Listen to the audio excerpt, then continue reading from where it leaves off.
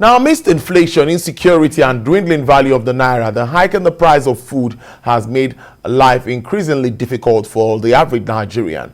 According to a recent release, selected food price watch by the National Bureau of Statistics, prices of food items rose significantly in January from the prices recorded in December 2021, with a significant increase on a year-on-year basis. The cost of food has been rising faster than expected despite a decline in inflation rate, with some items as much as about 30% more expensive than last year, showing strong indications that the soaring food prices, which have threatened consumer spending and increased the cost of living amongst the country, could reach new heights this year if effective measures are not put in place to control the rise in food prices, since the higher food inflation has gone negative effect on the nation. The big question now begging for answer is that what should be the critical or crucial response of both fiscal and monetary policy to do at the moment to help address this situation before it degenerates? And of course, joining me to prefer answers to this via Skype, he is a researcher and agribusiness economist. He's joining us from the United Kingdom, Dr. Matthew Ojo. Dr. Ojo, good afternoon. Thank you for joining us on the show. Good afternoon, Tolu, and thanks for having me. Yeah, first is the issue of pricing of food. We saw what happened in December, and many would say that was due to the festive season and a lot of buyings and all of that. But we still see that there is still an increase one way or the other, even with the figures coming in January. Now, what could be responsible for this in general terms before we go into some specifics around food production and how we can achieve food security in Nigeria? Yes, just like you said, we have the food sub index increasing to 17.13% for January. Now, that's when you look at it year on year. However, if you also compare what we have in December to now, there's still a drop in that food inflation. Now, all these figures will roll out. For the common man, the question will be, you keep on telling us there's been a drop, no matter how small it is, but we are not seeing the reality in what we are buying at the market. And this is expected because many will think that it will translate automatically to reduction in price. This might not be. It's just telling you that the rate at which it increased the previous month, okay, is lower for this month. That has to be cleared. And people need to understand that. I think you have some previous guests that have tried to also explain that. Now, the challenge with food inflation or increase in food prices is much more beyond the numbers we are seeing. You remember or you recall that last year, I think in the last quarter, the World Bank did make predictions concerning what will happen if we continue to have these increases in food prices, saying that about 6 additional 6 million Nigerians will be pushed to poverty. And that is where the concern should be. Okay, so when figures are rolled out by the NBS, what is the implication to ordinary Nigerians? You mentioned the policymakers. What is the implication for policymakers? And that is where attention needs to be, focused. My concern is this. If you look at it, okay, let's go deep down in the inflation report, especially the food sub-index. The food items that contributed to what we've seen or what we saw in January are food items that mostly are grown, okay, in the country. Beyond bread, you have cereals, you have potatoes, you have yam, tubers, fruits, and the likes. So these are the common food items that are always the culprits when it comes to food inflation of food prices. So what should be done? I know and I understand that, okay, in calculating the CPI, you have to look at the consumption expenditure pattern, and it differs across states, so you might not be able to compare. But then let's take, for example, even in the report, some states are judged to have high food inflation. States like Kogi, okay, states like Enugu, states like Akwa Ibom. Now, the question we need to ask you and I is, what does this mean to the Commissioner of Agriculture in those three states, for example? Beyond listening and hearing these figures, what is this, supposed to be or mean to them? As a commissioner of agriculture in this state, I will assume and I will expect that they should call for action. Now, our state has been adjudged to rank among the highest, in terms of food inflation in Nigeria. What can we do? So it's just beyond these figures that we roll out month in, month out. We are not seeing corresponding actions to show that the policymakers are concerned. So if you have additional 6 million Nigerians being plunged into poverty because of continuous or constant increases in food prices, shouldn't that trouble somebody? Now, so what I'm saying this is, before you know it, another figures will come out, or set of figures will come out, and you call analysts to come and talk. Maybe we should start thinking of calling those people who are in charge of this, policy making. Come and tell us, what do you have in store, or what do you have in plan to do to address this constant increase in food prices in your state? So it's beyond just wearing babariga or wearing agbada and calling yourself a commissioner for agriculture or a minister for agriculture. You are ministering nothing in terms of reducing food prices. You are commissioning nothing in terms of ideas and innovations that can help, bolster or food production or even reduce food prices in your state. So you see, that is the area I think we should start looking at, because we're getting so much accustomed to figures and analyzing, but the ordinary citizens are suffering and they are not seeing these changes, Tolu. Very good way to start there, Dr. Oni. But when we talk agriculture, many times we've always had to go this route, talking about storage and adding value. Is something that many have talked about. Lately, we had the rice pyramids. I guess we had you on to also talk about that and what positives that holds for us. But how well is government, or both the fiscal and the monetary side, and even the private guys, how well are they pushing funds into the agricultural space? We see what's happening with regards to the refinery. Everyone wants the Dangote refinery to work because we know what positives that will be for the country. But do you think we are getting enough for agriculture to push it or to make us get to where we are supposed to be? Yeah. The first thing is the challenge with agriculture in Nigeria, Tolu, and maybe Africa at large, is the way we see agriculture. My question is, who says agriculture has to be rural? In Nigeria, we continually class agriculture to be something that must be done in the rural areas by the poor person who probably has nothing else to do than to go to farm, or he has no ambition. And until that mentality, is changed. Now, in other climes, we have something that is called urban agriculture. Agriculture can be practiced in the urban area. But then, like you mentioned, the policymakers need to start pushing this narrative for people to understand that you don't need to go to the bush to farm. You don't need to go to a rural area, look for a plot of land to farm. No, in the city where you stay, agriculture can be practiced. How? Take, for example, people living in highbrow areas in Lagos. Somebody in Ikoyi, somebody in VI, for example, they have huge compounds. Okay, all they want to care about is have swimming pools and all that. Meanwhile, just a space of 50 by 50 meters can give you a space to produce tomato, vegetables, for example, in your compound.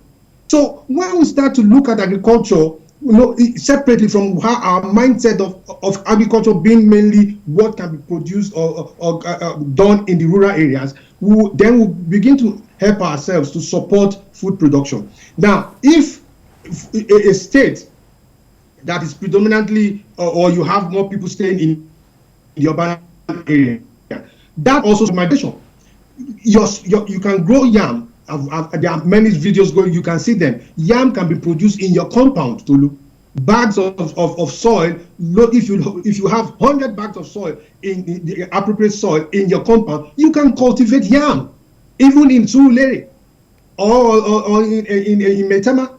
So the challenge is always those at the head. That is why you see me when I talk, I wonder why we have turned those who are supposed to sit down, strategize, and come out with how to solve the food problem in Nigeria are busy flowing agbada and sitting down and calling themselves one minister or one commissioner. It can be annoying. Nigeria has no business in being hungry.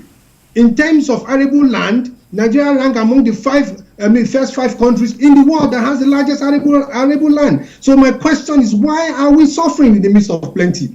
So that is where I think it can be addressed. You can only start bringing in private sector when those who are in charge of policy making know what to do and they create that enabling environment for the private sector. Let me explain this. For example, you are in the urban area and you want to go into agriculture. You have hydroponics, for example, okay, that you can use in doing anything you want to do. Now, hydroponics is a technology where you can cultivate your what's it called, your crops without necessarily needing soil. You do that in water. It's expensive, okay, and it also requires a lot of monitoring. But you can set up this in strategic places in your state. What do we have these days? We have states beautifying their cities, creating parks. I don't have any problem with you creating parks. But as you create parks where people can sit and relax, create also some of these, what I will call hydroponic hubs, where youth can go and learn how the technology operates, and then 100 or 1,000 youths in the city producing fruits, producing tomatoes, producing vegetables, they can sell, they make money, they will add to whatever is being produced in the rural areas. But you don't see that.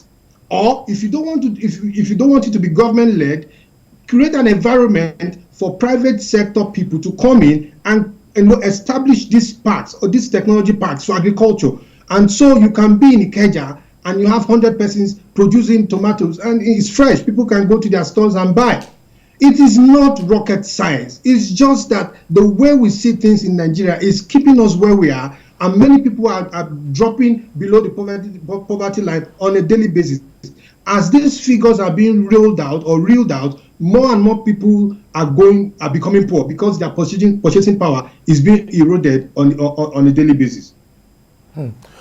Transportation is one thing that has also been identified as the major cause of food inflation in Nigeria. Even at the last MPC meeting, the governor of the central bank, Mr. Gordon Emefiele, said this clearly, saying transportation is one thing that has affected the movement of food and all of that. We know what happened recently also with petrol in Nigeria. I'm sure you're aware of what happened with contaminated fuel coming into the country and scarcity being a fallout of that. What more do you think we can do to ease movement now, transportation of food produce? Because we get so many of these food get bad during the process of moving them from, particularly maybe from the rural areas to the urban areas.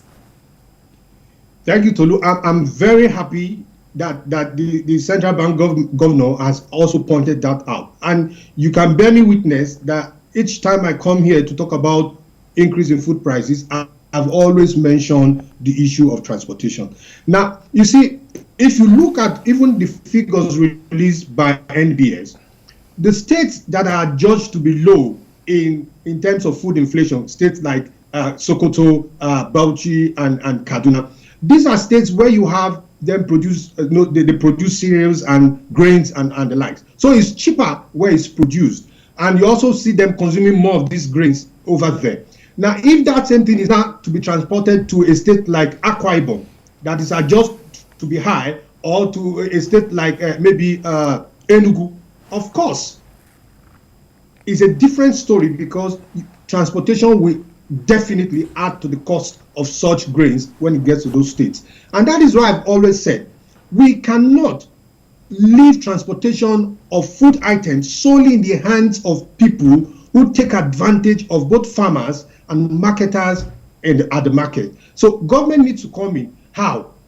I'm always careful when I say government needs to come in, because when they come in, they bring in all their bureaucracy. But then creating that enabling environment for private sector to play big will solve so many of our problems when it comes to food prices and also the quality of the food that eventually gets to the market. Now, when you have that environment created a policy for food transportation in Nigeria. I said it some times ago. If it exists, it needs to be rejigged. If it doesn't exist, we need one. So that a kind of consideration, or if you want to say subsidy, I don't know, is given to those who operate in terms of transporting food. So when you have food transportation prices going higher, you can at least be sure that nothing much will happen in that space, and marketers will not have excuse to say it is because we pay so much on transportation, that's why this food item has to go high. So because in Nigeria, once anything goes up, it's hard for it to come down. You know this. And government has been closing its eyes on that. So we need to wake up. If the CBN governor is pointing that out, policymakers need to do something. State government need to do something. Don't just leave it in the hands of those who decide how much they want to charge farmers or charge marketers when it comes to food. Nobody goes home and sleep happy if they are hungry. So why is it that we are wasting in this aspect? Transportation you cannot overlook that area when it comes to food prices. So if we address that and find a way of ensuring that there is a structure put in place to bring in private sector, organized private sector, okay, that will can be regulated in a way and also help in ensuring that food are transported in the right medium with the right means. You've shown on your station, on your TV station, where tomatoes was being transported using fuel tanker in a country that has a minister, in a country that has government officials. So these are the things we need to address. But I'm very sure that if we start to look at, have a different mindset, start to call these leaders into question. Don't just call yourself Commissioner of Agriculture. Tell us as a state commissioner the plans you have to address the food prices situation in our state. Maybe people will begin to sit up, and those who are in charge of these ministries will not just see it as a political appointment or to gratify their egos. So I think we can address, we can start pushing the narrative of urban agriculture, train youths in urban agriculture, tell individuals to also go into using the space in their homes to grow food crops. It can complement what is coming from the rural areas, and it can also cover some of the shocks we normally experience now. Yeah. Finally, if you can still hear me, Dr. Do, before I let you go, a lot of local capacity building with regards to fertilizer and also seeds and all of that. We see all of this happening on television, yes, and we get to see everyone moving when it has to do with agriculture. Even the president said it pop and plain that we need to go back to the farms. Now, are we doing well in building capacity for more production with regards to all of these needs? Because to make agriculture sexy, we need to make all of this available, also in country.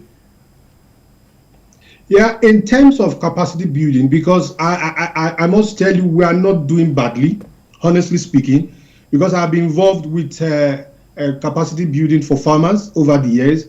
And there's a lot of NGOs that are helping farmers to build their capacity. But you see, like I always say, because we leave this to those in the rural areas, and also they're also constrained when they gain this capacity, they're also constrained to be able to carry out some of these things they have learned. Not because they don't want to, but because whatever they have is also they have competing needs, and the means is small or restricted or limited. So in terms of capacity building, we are not bad, we are not doing badly, but we can do better. And that also brings me back to the point I raised earlier. When the government is saying we need to go back to the farm, what comes to the mind of an average Nigerian is that you are telling me to go back to the village. All right? Nobody wants to remain in the village. But if you make people understand that where you are, take advantage of your space, and this is what you can do. So in that sense, we need to start training people, okay, the youth in the urban area, How do you engage in urban agriculture? How do you go about hydroponics or semi-hydroponics? What can be done to help us do this? So if you have such trainings and then you create an environment where they can practice such what they've learned, then we can grow in our agriculture. It will not solely be dependent on the farmer wearing rags in the rural areas, suffering, and we're expecting the same farmer to feed us. So that the narrative has to change, and it has to change. It has to change now. We can't continue how it has been and expect a different result. I must thank you so very much. It's a good way to leave an interesting conversation with Dr. Matthew Ojo there, who's a researcher, an agribusiness economist, joined us from the United Kingdom. Thank you so much for your time on the show. We really do appreciate this. Thank you for having me, Tolu.